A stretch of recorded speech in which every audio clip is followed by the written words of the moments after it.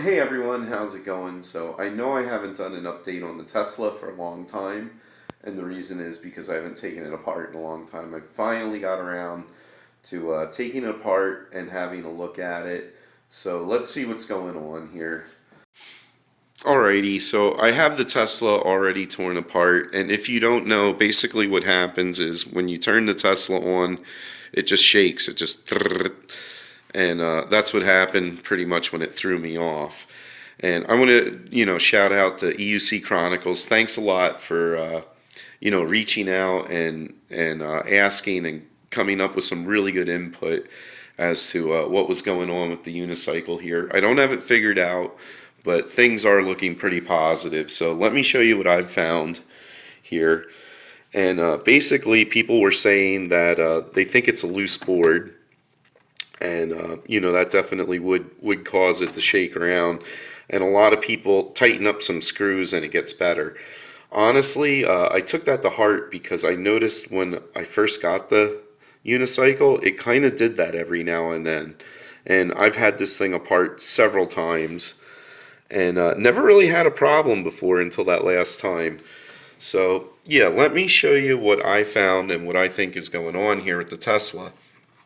So even if you tighten your screws down, you're gonna have to, well, you don't have to do anything, but you probably should take it apart, and let me show you what the problem is.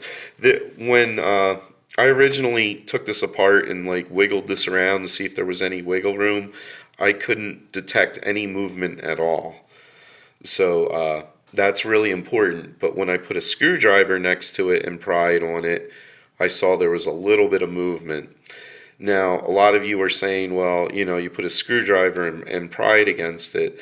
The thing is, however you grab this, when it's in its frame, you might not be able to tweak it the way it's able to go. So let me show you what I found. So right there is what I think is the culprit. I don't know if you can see that, but I'm actually wiggling the board back and forth, and there's a huge gap in the plastic. So it doesn't matter. I'm going to flip this around. And my screws are still in. That's what's so funny. So it doesn't matter if those screws are in with the washer and they're really tight and the frame's really tight. It doesn't matter how much you tighten that. There's always going to be that space underneath your board. So I'm pretty observant. I'm positive that I didn't miss something, or there wasn't some kind of shim there. It's just the way they put it together, which in my opinion is piss poor.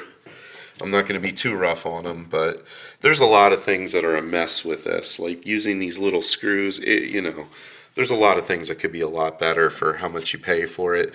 So anyway, here are the other two slits on the other side that your board will slide into, and they are also way too big. So what needs to be done is, or at least what I think needs to be done, I should say, is that needs to be shimmed out, because that's not going to cut it. And basically that's what I think happened. So hopefully it did, and honestly I probably would not have figured this out if I'm lucky enough and that's it. If not, I'm going to have to replace the board. So yeah, if I'm lucky, that's the problem. If not, I'll replace the board. But yeah, I just want to say thanks to EUC Chronicles, and I know I haven't posted a video in a long time. But there it is. Hopefully I start to get back into things. I've been doing some stuff with the electric scooter, and quite honestly, I can't wait to go for some rides and, start getting back to a more normal life. So anyway, I think that's going to do it for right now. And I'll definitely keep you posted. This is all a part. I got a lot of things going on right now, but yeah, I'll be posting pretty soon with an update and hopefully riding this. So thanks for watching, and until next time, guys, have a good one, and I'll catch you guys later.